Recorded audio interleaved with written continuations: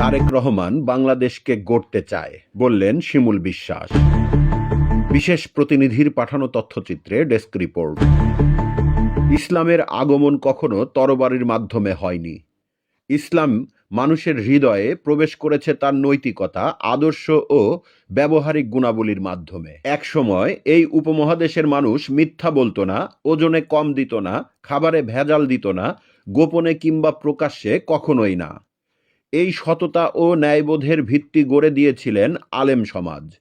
অথচ সেই আলেম সমাজকে ধীরে ধীরে অবহেলা করা হয়েছে, দিন থেকে বিচ্যুত করা হয়েছে। ফলে আমরা আল্লাহর রহমত থেকে বঞ্চিত হচ্ছি। যে জমিতে আল্লাহর রহমত পড়ে না, সেখানে শত চেষ্টা করেও সুখ ও শান্তি প্রতিষ্ঠা করা যায় না।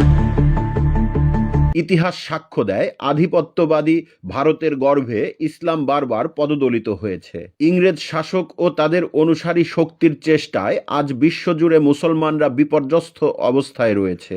এই প্রেক্ষাপটে বাংলার মুসলমান ও বাংলাদেশকে নিরাপদ করার জন্য শহীদ রাষ্ট্রপতি জিয়াউর রহমান ক্ষমতায় এসে সংবিধান খোদাই করে লিখে দেন, বিসমিল্লাহির রহমানির রহিম। তিনি বাংলাদেশকে আন্তর্জাতিক অঙ্গনে মর্যাদার আসনে প্রতিষ্ঠিত করেন। সৌদি আরবের বাদশাহ ফয়সাল তাকে দাওয়াত দিয়ে জানতে চেয়েছিলেন বাংলাদেশের জন্য কি সাহায্য প্রয়োজন। উত্তরে তিনি বলেছিলেন, আমার দেশের গরিব মানুষদের কর্মসংস্থানের ব্যবস্থা করুন। সাথে করে নিয়ে গিয়েছিলেন কিছু নিম গাছের চারা। আরাফাতের ময়দানে যেখানে তিনি সেই গাছ রোপণ করেছিলেন, আজ সেখানে হাজিদের ছায়া ও আশ্রয়ের ব্যবস্থা হয়েছে। স্বাধীনতার পর দেশে চলমান জুলুম, খুন, নির্যাতন ও অস্থিরতা এক নিমিষেই থেমে যায়।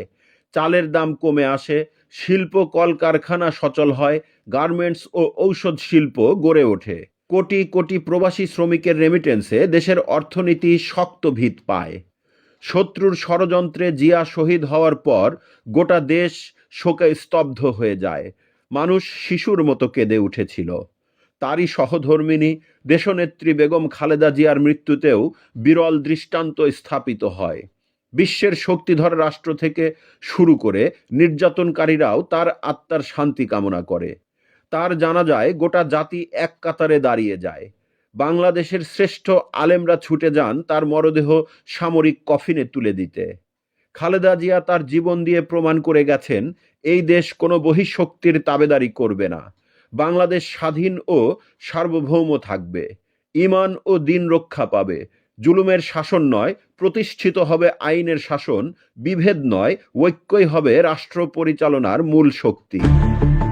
18 বছর নির্বাসনের পর ইরানের খোমেনি যেভাবে তার দেশকে জাগিয়েছিলেন, ঠিক তেমনি 17 বছর নির্বাসনে থেকেও তারেক রহমান বাংলাদেশকে নিয়ে গভীরভাবে ভাবছেন। চারদিক থেকে শত্রুবেষ্টিত এই ভূখণ্ডে কিভাবে মানুষের ঈমান, আকিদা ও নিরাপত্তা নিশ্চিত করা যায়, সেই রূপরেখায় তিনি তৈরি করছেন।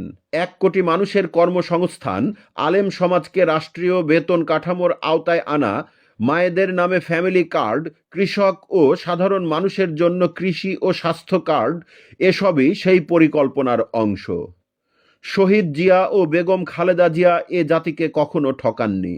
তাদের সন্তানও এই বাংলাদেশকে নতুন করে গড়তে চায় ন্যায়, মানবিকতা ও মর্যাদার ভিত্তিতে। এই বক্তব্যগুলো উঠে আসে কৃষক দলের কোষাধ্যক্ষ ও আইনজীবী সহকারী সমিতির সংস্কৃতি বিষয়ক সম্পাদক মোহাম্মদ রফিকুল আলমের ছোট ছেলে আব্দুর রহমান তারেকের সুন্নতে খাতনা উপলক্ষে আয়োজিত দোয়া ও আলোচনা সভায়। অনুষ্ঠানে এসব কথা বলেন বিএনপির সাবেক চেয়ারপারসন প্রয়াত দেশনেত্রী বেগম খালেদা জিয়ার বিশেষ সহকারী ও পাবনা 5 আসনের ধানের শীষের প্রার্থী অ্যাডভোকেট শামসুর রহমান শিমুল বিশ্বাস।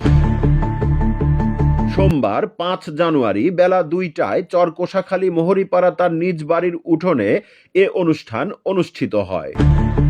সেখানে বিএনপির সাবেক চেয়ারপারসন প্রয়াত দেশনেত্রী বেগম খালেদা জিয়ার জন্যও বিশেষ দোয়া করা হয়। পাবনা জেলা ট্রাক মালিক গ্রুপের সভাপতি মোজাম্মেল হক কবিরের সভাপতিত্বে আলোচনা সভায় বিশেষ অতিথির বক্তব্য দেন জেলা কৃষক দলের সভাপতি আবুল হাশেম, জেলা যুব দলের আহ্বায়ক ইলিয়াস আহমেদ হিমেল রানা ও চরকোষাখালী মোহরিপাড়া জামে মসজিদের পেশ ইমাম হাফেজ মাওলানা শফিকুল ইসলাম।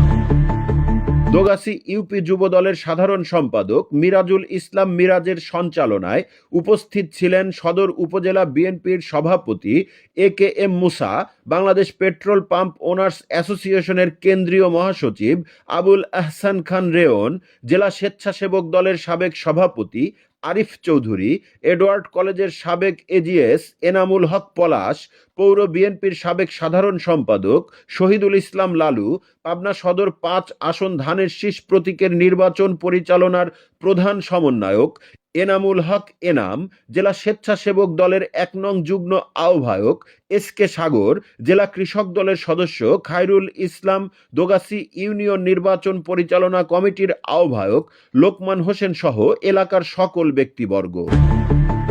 দোয়া শেষে সকলে মধ্যাহ্নভোজে অংশ নেন। দোয়া পরিচালনা করেন আব্দুর রহমান তারেকের দাদা Shahidul Islam. CNF TV. CNF TV, আমাদের দৃষ্টি জুড়ে বাংলাদেশ।